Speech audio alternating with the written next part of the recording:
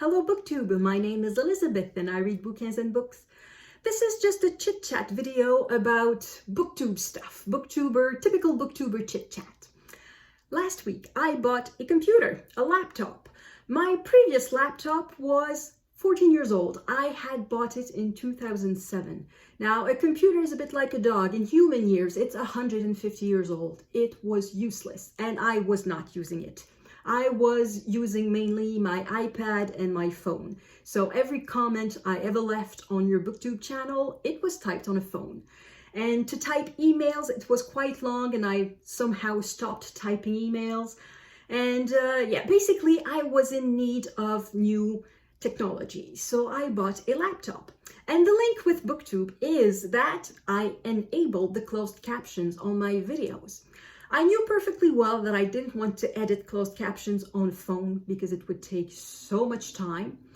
So I thought that with my new laptop, I would be able to do that quickly. So I enabled the closed caption on the videos, the automatic closed caption, and I tried to edit for one video, for my latest video, which was the short and sweet tag, which was under 15 minutes long. And I edited it and it took me over an hour and a half for a video that was under 15 minutes. It's extremely long.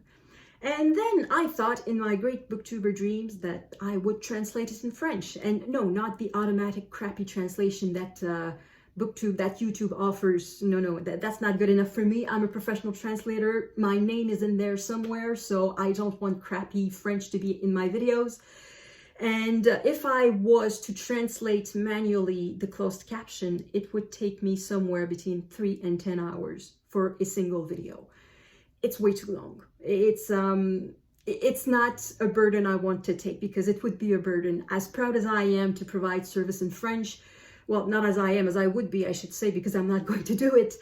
It's too much of a time commitment. My hobby is to read books. It is not to make YouTube videos, and my hobby is not to edit YouTube videos. So I've decided to give up on the closed caption in French. I will just provide closed captioned in English. And the closed caption will be unfortunately the crappy thing offered automatically by YouTube because it's just way too long to edit it. I think the only changes I will make will be to the authors' names. I will correct the titles of the books and the authors' names, particularly the authors' names, because it's YouTube is really not good at recognizing real names. For example, the author Stefan Zweig was captioned by YouTube as Steve Spike. So I'm pretty sure that Steve Spike does not write any books. Whoever Steve is, even if it's Steve Donahue, I'm pretty sure Steve Donahue's bike does not write books. So I'm going to correct these things, but not much more. So for example, if the closed captions doesn't make the difference between and, A-N-D, and E-N-D, I will not correct it. It's just going to remain as it is. I will not add punctuation. I will not add sentences in there. It's just going to be what it's going to be because it takes a long time. So that's the situation with the closed caption. Second thing I want to say, because of that laptop, I've decided to create a Goodreads account. I didn't have a Goodreads account before. I had tried, what was it called? Library Thing for a little while. But I didn't really like it because there's not that many people on it because it's a bit basic and it's more for cataloging books than for, well, it's for reviews too, but I don't know, I didn't really like it. And anyway, everybody's on Goodreads, so I figured I would open a Goodreads account. So now that it's done, I will link it in the description box below. I don't know exactly what I will do with it. I'm not sure I want to list every book that I read in there. Yeah, because for some books, I have nothing to say. For example, I read a whole bunch of romances in the past month. In the first 7.5 months of the year, I read 5 romance books. So from January to mid-August, I read 5 romance books. And from mid-August to today, I've read 5 romance books. No, 6. I read 6. And for many of them, I don't have anything particular to say, then it does the job. I wanted something to escape. I wanted a quick read that was fun, and that was it. I really have nothing else to say. I don't think it's worth it to do a complete review of these books. So I wonder, why should I write it on Goodreads that I've read the book if I have nothing to say about the book? Also, Goodreads works a lot with stars, star ratings, and I never use that, so I don't really know what I would do with that. So for the moment, I've entered a few books just to say that I have something on my account, that I have a few reviews there. I've entered mainly the books that I read for the Booktube prize, but I did not star them. I did not rate them according to stars. I did not give them 3 stars, 4 stars, so I don't know exactly what I will do with that. So that's what I wanted to say about Goodreads. I have an account, but I don't know what I will do with it. I've started following people. I don't know what the difference is between following and adding as a friend. I assume it's the level of access. So for the moment, I've just asked, I just clicked on follow. I didn't ask anyone to be my friend, but some people asked to be my friend, and I said yes. So if you want to be my friend, don't hesitate to ask. It's just that I don't know the difference between both. So I don't want to be annoying and ask people to be friends when they don't use that function. So for the moment, I'm just going to use that. I've been there 5 days, but I know that I will not be on Goodreads every day. I see that some people update it very regularly and update their progress on certain books, on the books that they are reading. I don't think it's a function I will use. Yeah, because there are too many books that I start and never finish, and I don't want it to be there like hanging on the Goodreads. You have 10% read, when I know that I will not finish the rest, or if I know that if I read the rest, I will start over from the beginning, or it's not something I want to be there. So I don't think I'm going to use that function a lot, but maybe I will. I don't know. I'm still discovering. So I've been on Goodreads for 5 days, so I really don't know much about it. And what else did I want to say? Oh yes, probably the most important things. It's typical booktuber talk. Now I'm a real booktuber because I'm going to talk about that topic, and the topic is I have too many unread books. My TBR is too big. And the reason why I say that is that, not this weekend, the previous one. So the first weekend of September, I finished reading Red Comet, the biography of Sylvia Plath, which is a massive biography.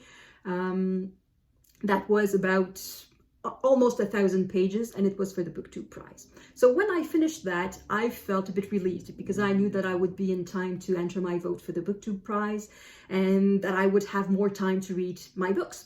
So I went in front of my TBR.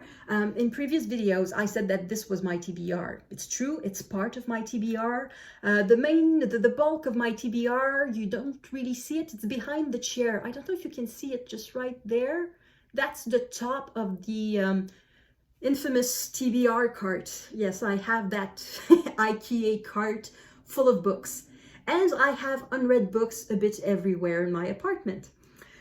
So that means that I have way too many books, because I looked at these books on, it was I think a Friday or a Saturday, and I just didn't know which one to choose. I felt completely overwhelmed because I wanted to read them all, and I know that I cannot read them at the same time. And I decided to count how many unread books I had, and I counted 138. And then I found 3 more, so 141, and then I found 2 more, 143, and then I wondered, have I included these 4? And I wasn't sure anymore. So I'm going to say I have 150 unread books in my apartment. That's more than I can read in a year. So I have too many unread books, and I'm not comfortable with it anymore. So this is some sort of public undertaking that I will reduce my TBR. I forgot to bring my little notebook here, but I created a page in my book notebook in my reading notebook. It's a simple table with a column for books that I've read from my TBR, books that I removed from my TBR because I don't want to read them anymore, books that I will add, and books removed. So basically I'm creating a balance sheet for my TBR. And at the moment, I'm starting with saying that I have 150 unread books. And my objective is eventually to reduce it to about 50 books and perhaps even 30 books. In fact, I would be very happy if it could fit on that single shelf. I'd be very happy if it could. I think there are currently about 28 books on that shelf. So that would be the objective. However, given the number of books that I read per month, or per year, And given that I want to use the library, that I want to use Script, that I want to read new books, I'm perfectly aware that it will take me more than a year and a half to get down to that number. So my objective is to reduce the number of unread books to about 50, perhaps even 30, before the end of 2023. So there's really no point in me telling you that. It's completely personal objective. You do what you want. If you're comfortable with having 150 unread books in your house, or 200 or 500 or 1,000, good for you. I'm just not comfortable with having more than 1 year worth of books unread on my shelves. It bothers me. So I'm going to reduce it slowly. So for the moment, the first pledge, if I can say that, is that I will read 10 of my own books before I am allowed to bring in one book. And that could mean either buying one book or bringing a book from a little free library, because there are a bunch around where I live and I use them.